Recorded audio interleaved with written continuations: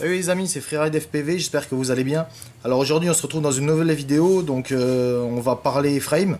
Aujourd'hui je vais vous faire une petite review sur une frame Banggood. Donc c'est la Acro 3. Donc en fait c'est la copie, c'est une copie pas à 100% mais c'est une copie de l'Acrobrat de Ed McGuad. Donc on va voir un peu qu'est-ce qu'on a dans le package. On va prendre quelques mesures et puis après je vais la monter et on va regarder un peu la gueule que ça a. Alors, donc c'est une frame qui est pas chère, qui coûte dans les 20 euros à peu près sur Banggood. Donc déjà là c'est plutôt correct. Ensuite, pourquoi j'ai commandé cette frame? Tout simplement parce que en fait sur mon petit XJB 145 là, en fait la dernière fois j'ai craché et puis bon j'avais juste le pigtail qui avait le connecteur du pigtail qui avait pété, donc du coup je me suis dit bon bah je vais remplacer le pigtail de l'antenne et en fait en voulant revoler avec, je me suis rendu compte que ici j'ai pété un bras, voilà, donc là il a explosé, donc là c'est plus la peine. Et du coup je me suis dit tiens, quitte à changer la frame, autant prendre une frame un peu plus fun. Surtout que moi les lipos en dessous je suis pas trop fan. Je préfère largement les lipos au-dessus, et puis tant qu'à faire, voilà quoi. Donc c'est pour ça que j'ai pris cette petite frame. Alors, qu'est-ce qu'on retrouve dans le package? Alors, voilà. Donc, on se retrouve avec ça. Alors, on a la bottom qui est en unibody. Donc, c'est comme comme l'Acrobrat. Ici, on peut voir il y a des bonnes petites protections là pour les monteurs, donc ça en cas de choc c'est plutôt pas mal. Donc là au niveau taille, donc on est sur une frame qui fait, alors en longueur on va être à peu près on est à 144 mm de longueur. En largeur on est à 143. En anthrax moteur, donc là on doit plus être sur 145 mm, donc en anthrax moteur on est sur du on est sur du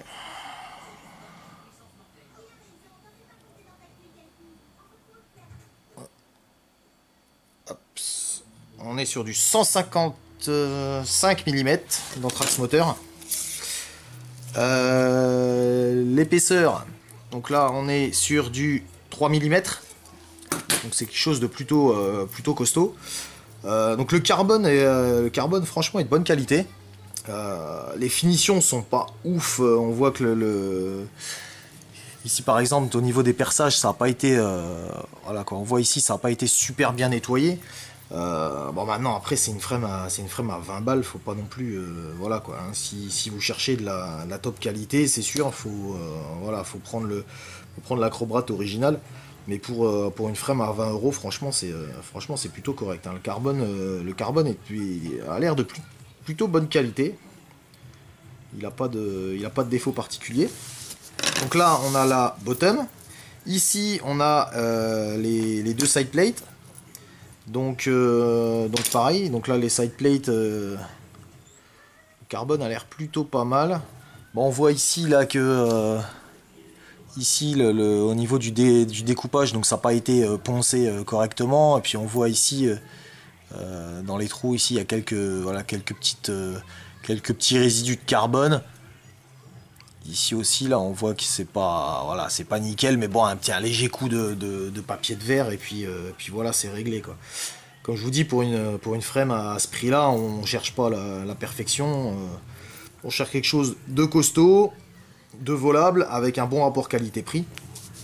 Donc voilà. Alors sur La side plate, donc là on est sur du plus fin, là ça doit être du... On est sur du 2 mm. Là on est sur 2 mm ici. Pour les side plates. Et ici on a la petite top plate en fait qui va venir, voilà, qui va venir se mettre ici. Alors, si j'arrive à la mettre...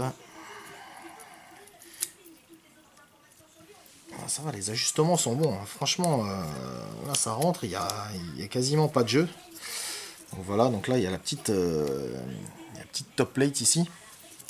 Donc ça aussi, je pense que ça, la top plate, on est sur...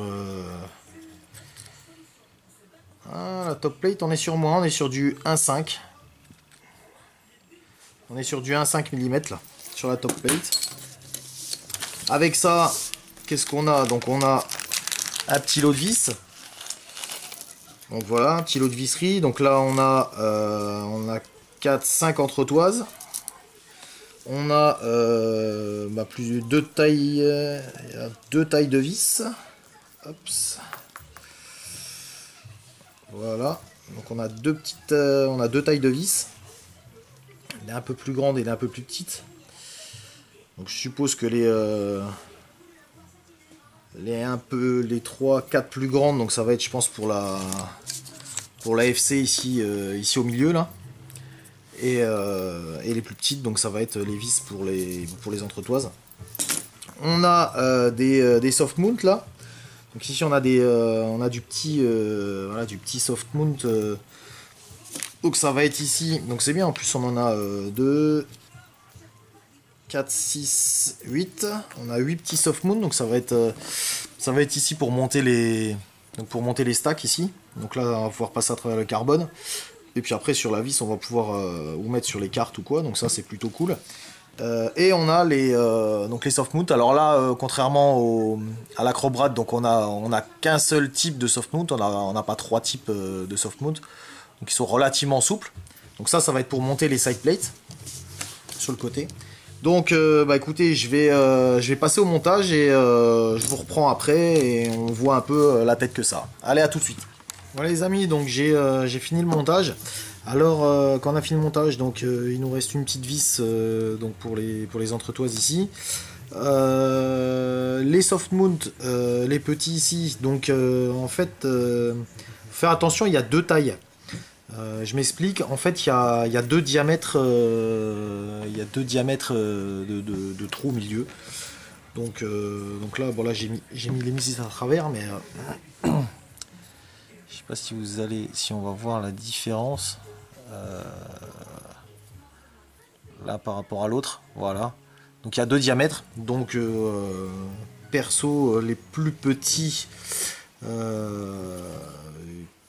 soit ils vont aller en fait.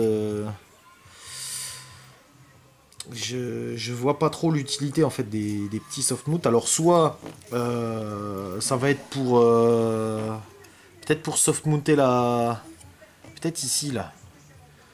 En fait ici dans la partie ici avant là, ici on a en fait un réglage pour la caméra en fait ici, donc la partie horizontale la petite ici, on a un réglage en arrière pour pouvoir reculer ou avancer la caméra. Donc ça c'est plutôt bien pensé. Donc je pense que ça va être un soft mount pour donc il y en aura un là et un en dessous, parce que si vous mettez une 4DX ou ce genre de caméra, enfin ces frames sont faites pour faire voilà, pour filmer en HD. Donc je pense que le soft mount va venir se placer là. Alors je vais essayer d'en mettre un. Je pense que ça va venir se placer là pour soft monter la caméra, parce que les trous des vis sont vraiment très petits, et généralement les vis des cams sont des toutes petites vis, enfin des vis avec un tout petit diamètre. Donc je pense que c'est le plus probable qui file du soft mount pour les caméras. Par contre à rentrer, ces espèces de soft mount c'est une tannée, hein. Par contre, voilà, vache. Déjà ceux d'en bas c'était déjà galère. Mais là j'en ai mis un en dessous. Donc là j'en ai mis un ici en dessous. Mais c'est vrai que ils sont assez galères. Alors ils sont relativement souples, mais maintenant c'est vrai qu'à rentrer dans les trous du carbone c'est un peu compliqué. Mais bon, hormis ça, voilà quoi, hein, comme je vous ai dit, c'est une frame pas chère. Alors, on va juste prendre je vais essayer de prendre une hauteur pour voir ici la hauteur qu'on a en fait ici. Il n'y a pas grand chose. Hein. Il n'y a pas grand chose en hauteur, donc là on va se mettre ici. Donc on a 17 mm. Voilà, donc on a 17 mm de hauteur de stack ici. Donc c'est pas grand chose. Alors c'est pour ça que la frame, donc comme l'Acrobrat, en fait il y a de quoi placer une stack ici au milieu en 20-20. Et on a de quoi placer, on a des perçages ici pour mettre une stack en 20-20 devant et une stack en 20-20 derrière ici. Donc ça va permettre d'équilibrer, de mettre vos ESC au milieu, la FC devant, ou voilà quoi, ça va vous permettre d'équilibrer un peu vos stacks. Mais c'est vrai que c'est après mettre les softmount au milieu pour mettre la FC, après si on met le SC derrière, à voir après avec les fils moteurs si de devant jusque derrière ça va passer. Ça faudra voir. Bon après 17 mm en hauteur, deux cartes ça passe. Hein. Deux stacks en 20-20 là, donc sur le. Là ici j'ai l'XJB là, normalement. Alors, je vais remettre à 0, mais là les 3 stacks font. Alors attendez voir parce que là j'ai le.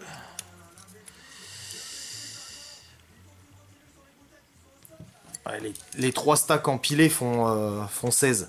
Donc normalement ça doit passer. Maintenant après, au pire, mettre les ESC et l'AFC donc ici au milieu.